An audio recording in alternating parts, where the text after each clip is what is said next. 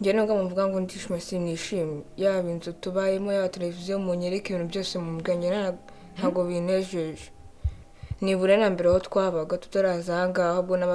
nubwo nabaga mu nzu mbere ariko nabaga mfite amahoro kuki njye ntabwo ari ibyo ngibyo ngo imyenda mishyashya ngo narya ngo ibiki nubwo naryaga kabiri mu cyumweru ariko byaranezezaga ejo ntabwo wambwiye ngo urishimye tuguteze amatwi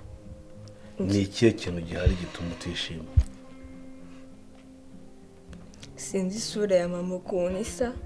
ya mukuru wanjye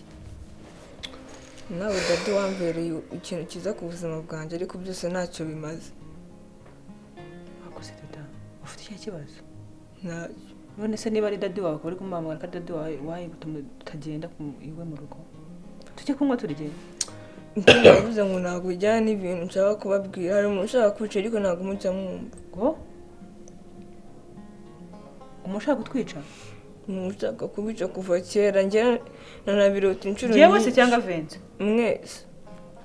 nkasigara ndi niko akora mbwira kuki Teta uyu munsi n'uwawe tubwira ibintu byose bikuri ku mutima ariko njye sinababwiye yuko njye ntishimye kuva uyu munsi